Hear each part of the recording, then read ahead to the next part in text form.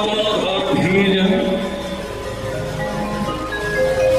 আবার নতুন করে গড়তে হয়, তার একটা সংস্কার থাকে। এই মানব দেহটাকে একটা ঘর বলা হয়, কেউ ভেঙে যায় আবার নতুন করে দেহ লাগে,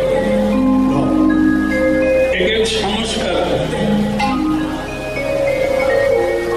জন্ম জায়তে সূত্র, একটা ঘর যখন তৈরি হয় তখন অপবিত্র, তাকে পবিত্র করার জন্য সাধুগুরু দরকার হয়, পবিত্র মন্ত্রের দরকার হয়। মানব জীবনটা তাই, মায়ের গর্ভ থেকে ব্রাহ্মণের বাড়িতে জন্ম নিলেন সে সূত্র, গোস্বামী ঠাকুরের বাড়িতেও সন্তান জন্ম নিলে সে সূত্র। যখন তার সংস্কার হয় তখন সে পবিত্র। ভগবানের কথা হচ্ছে সংস্কার। পবিত্র অপবিত্র সর্বাবস্থান গতি বা যৎসরের পুণ্যরেখা। ভগবানের নাম উচ্চারণ করা মাত্রই পবিত্র হবে, না উচ্চারণ করা মাত্র আপনি অপবিত্র আছেন। স্নান করলে পবিত্র হয় না,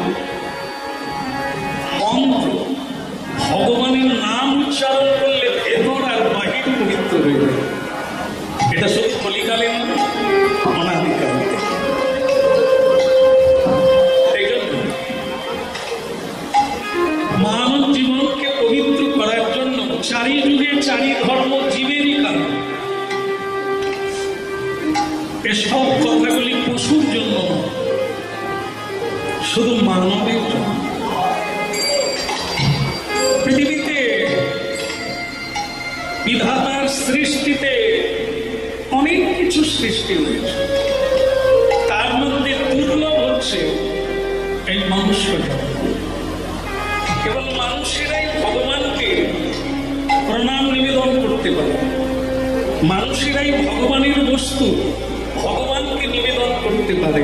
এটা পশুরা পারে না, জীব জন্তুটা পারে না। কিন্তু কখনো যদি দেখা যায় মানুষও করে না, ভগবানকে প্রণাম করে না, ভগবানকে আত্মনিবেদন করে না, তাহলে ওকে কি বলা হয়? পশু ভিড় সমান। একটা পশু আর একটা মানুষের তখনই তফাৎ থাকে না যখন সে দেবত্ব কর্মে লিপ্ত বা যুক্ত হয়। এই মুহূর্তে যেটা হচ্ছে একে বলা হয় দিব্য কর্ম। ভগবানের নির্দেশ দেওয়া আছে, দুর্লভ মনুষ্য জন্ম লাভ করে কৃষ্ণ কথামৃতে অবগাহিত হয়ে আবার কৃষ্ণ লোকে ফিরে আসে। আর যারা হরিগুণ গানে এখনো মগ্ন হতে পারে না বা শেষ দিন পর্যন্ত পারবে না, এদের গতি কখনো গোলকে না, কখনো বৈকুণ্ঠে না, এদের গতি পুনঃ পুনঃ এখানেই জন্ম, এখানেই মরণ, আবার এখানেই ঊর্ধ্ব, এখানে মানুষ জন্ম প্রাপ্ত হয়েছে পশুর আচরণ করার জন্য, এর পরের বারে পশুর জন্ম হবে, মানব জন্ম হবে। এই জন্য দুর্লভ মনুষ্য জন্মে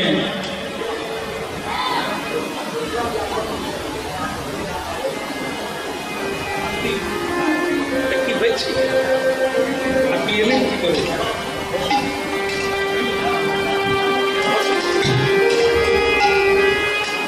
তো এরকম দুর্লভ মনুষ্য জন্ম, আমরা যদি পশুতে পরিণত হয়ে যাই তাহলে তার চাইতে আর দুর্ভাগ্য নাই। জয় জয় গৌরাঙ্গ মহাপ্রভু কি। আপনারা প্রস্তুত ছিলেন, আমাকে কুর্নিশ চালাতে হবে না, আমাকে সম্বর্ধনার প্রয়োজন নেই। যার কাছে এসেছি তাকে সম্বর্ধনা করতে হবে, সে চৈতন্য মহাপ্রভু। তাইলে চৈতন্য মহাপ্রভু কি হয়েছে, আগের চেয়ে ভালো হয়েছে। তবে আশা তো মহাপ্রভু করে আরো ভালো। আরেকবার হবে, ললিতাই চাঁদ কি কোনো কষ্ট হয়েছে কি? কিসের কষ্ট? কষ্ট তো তারই হবে এরপরে যখন হাত পাবো না, চারটে পা থাকবে, হাত থাকবে না, কষ্ট তো সেদিন হবে। কেমন? আপনারা এখানে যারা আছেন বলে খুব কম জন আপনাদের মধ্যে আছে যারা ভাগবত পড়েন না বা শোনেন না। যার নামই ভারতবর্ষ, সেই ভরত মহারাজ গণ্ডকী নদীর তীরে যখন তপস্যায় গিয়েছিলেন, সংসারী জীবের মতো একটি হরিণ ছানার উপরে মুগ্ধ হয়ে পরবর্তীকালে তার হরিণ জন্ম হয়েছে। কিন্তু তত্ত্বটা কি? চারটে পা হয়েছিল, কিন্তু তার স্মৃতিটা ছিল কি কারণে সে হরিণ জন্ম হল। এই জন্য সে কখনো অন্য কোনো জায়গায় যায় না, যেখানে হরিনাম হয় সেখানে শুকনো পাতা খেয়ে ওইখানেই অপেক্ষা করে, যেন আর আমার পশু জন্মটা না। আমি পশু বলে সাধুর কাছে বসতে পারি না, আমি পশু বলে হাত জোড়ো করে প্রণাম করতে পারি না, আমি পশু বলে ফোন করতে পারলাম না, গোবিন্দ চরণারবিন্দে নিবেদন করতে পারলাম না, আমি পশু বলে ভগবানের গুণগান গাইতে পারলাম না।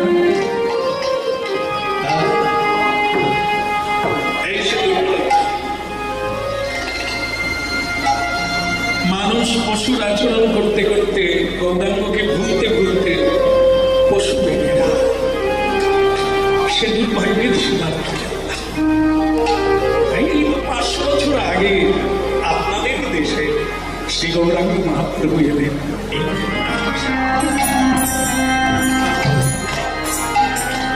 এই কাটোয়া কাঞ্চননগর, কাটোয়া কাঞ্চননগর, কাটোয়া কাটোয়া কত জীবনে কতবার উচ্চারণ করেছে, কীর্তন গেয়েছে,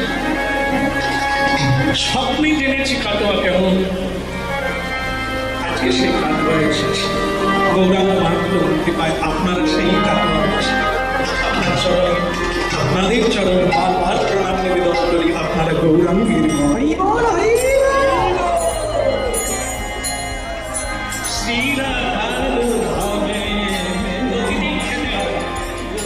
প্রতিদিন খেতে হয়, প্রতিদিন শুতে হয়, ঘুমোতে হয়, এটা হচ্ছে জীবন তালিকা। না হলে বাঁচব না, খেতে হবে, ঘুমোতে হবে, তাহলে এটা দেহ বাঁচবে।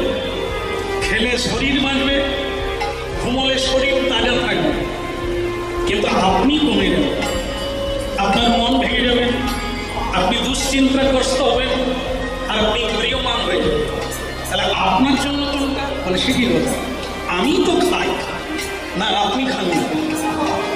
শরীরের দুটো আত্মা আছে, একটা হলো জীবাত্মা আর একটা পরমাত্মা। জীবাত্মা ভাত মুড়ি খায়, পরমাত্মা হরি বাবার সাথে। এই জন্য দেহের জন্য ভাত মুড়ি খাবে, দেহ বেঁচে যাবে, খাঁচা ঠিক থাকবে, কিন্তু ভেতরে যে পাখি আছে তাকে দানা দিতে হবে। তার দানাটা কি? কৃষ্ণ নাম। প্রতিদিন প্রতিদিন যেরকম আমরা নিয়মে সেবা করি, খাই, প্রতিদিন নিয়মে হরিনাম সেবন করতে হবে। হরিনাম সেবনের নির্দেশ দিয়েছেন মা 3 বার করে। 3 বার মায়েরা যেমন সংসারে ঝাড়ু দিয়ে সংসারকে পরিচ্ছন্ন রাখে, মা জীবনে সকালে দুপুরে সন্ধ্যায় 3 বার কৃষ্ণ নাম জপ করো, গুরু মন্ত্র জপ করো, তোমার হৃদয় মন্দির পরিচ্ছন্ন থাকবে।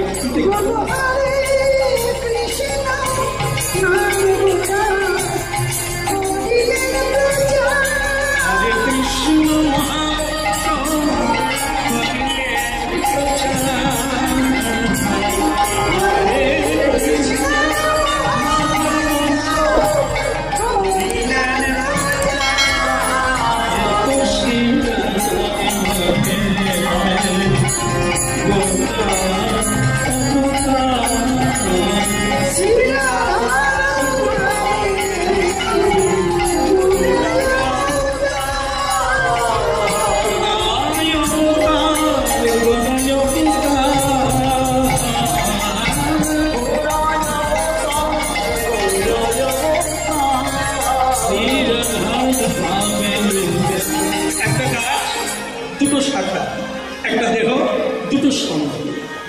পাখি বসে আছে, একটা জীবাত্মা, একটা পরমাত্মা।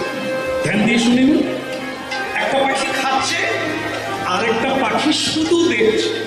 কে খাচ্ছে কে দেখছে? খাচ্ছে জীবাত্মা, আমরা। পরমাত্মা সাক্ষী রূপে প্রতিটি দেহে বিদ্যমান। তুমি কি করো করে যাও, আমি শুধু সাক্ষী রইলাম। শেষকালে হিসেব হবে কি করেছ। এই জন্য সাবধানে, এ মনুষ্য জীবন জনমটা জয়সা তয়সা করে কাটিয়ে দিলাম, খেয়ে মেখে আর ঘুমিয়ে, তাহলে গেছে। তাহলে পরের পরে যে কুকুর বিড়াল ছাগল জীবজন্তু আছে তাদের দলে ঢুকতে আর দেরি। তবে দেখেন, ছাগল বিড়াল হওয়ার জন্য কোনো সাধনা নাই, কিন্তু মানব জীবন পেতে গেলে কঠোর সাধনার প্রয়োজন। এই তো এমনি কি এই দুর্লভ দেহ। তাই মনুষ্য জীবনকে সার্থক করতে গেলে সংসার ধর্মটা কি? সম্মানের সাজা। মা, বাবা, স্ত্রী, মেয়ে, ছেলে, এরা সব সাজা, আমার কেউ না। প্রত্যেকেই স্রোতের ন্যায় ভেসে এসেছে। আমি চলে যাব, এরা আটকে যাবে, এরা চলে যাবে, পরের গুলো আটকে যাবে, এই হলো নিয়ম। তাহলে আমি আমি তো সাজা মাত্র, না কারো বাবা, না কারো স্বামী, না কারো ছেলে, আমি কৃষ্ণ দাস। এই যেখানেই জন্ম হয়, যেখানেই থাকো, যে অবস্থায় থাকো, শ্রীকৃষ্ণ ভজন করার জন্যই মনুষ্য জন্মটা। এর জন্য সন্ন্যাসী হতে হবে। মহাপ্রভু তা বলেন না, কলিকালে সন্ন্যাস নাই। তাহলে সন্ন্যাস নাই, ভালো হয়েছে, নাহলে সংসার করা যেত না। না না, গীতায় বলেছেন প্রকৃত সন্ন্যাসীকে গেরুয়া বললে সন্ন্যাসী হয় না গো। ঘর ছাড়লে গেরুয়া করে সন্ন্যাসী হয় না। যেখানেই থাকো আপনি প্রকৃত সন্ন্যাসী হতে পারবেন। সেটা কি? আসক্তি শূন্য। সেটা কিরকম? সংসারে থাকবো অথচ আমি ভাববো না কখনো এ সংসার আমি তৈরি করেছি। এখানে সব কিছু নাড়াঘাটা করবো, কিন্তু আমি কোনোটাতে আসক্তি চিন্ত হব না, এটা আমার। আপনি প্রকৃত সন্ন্যাসী বেড়ে যাবেন যদি সদ্গুরু সঙ্গ করতে পারেন। কাঙালের ঠাকুর, কাঙালের ঠাকুর, কাঙাল যারা ঠাকুর তাদের। ঠাকুর মানে ভগবান, ঈশ্বর পরম কৃষ্ণ সচ্চিদ আত্মা। তাহলে কাঙাল কে হতে পারে? কাঙালকে এখনো হতে পারে না। যে নিজেকে মনে করছে আমি জমিদার, আমি জমিদার, আমি একটি নারী, আমি একটি পুরুষ, আমি ব্রাহ্মণ, আমি বৈষ্ণব, এরা সব জমিদার। কারণ পদবী আছে মানে অহংকার আছে। আর যারা সব কোনো কিছুই না, আমি ব্রাহ্মণ নয়, আমি বৈষ্ণব নয়, আমি জমিদার নয়, আমি সংসারী নয়, আমি সন্ন্যাসী নয়, আমি দাস, আমি কৃষ্ণের দাস, এছাড়া এরা হল কাঙাল। আর কৃষ্ণ গোলক বৃন্দাবন ছেড়ে এই কাঙালের ঠাকুর হয়ে ভক্তির করে।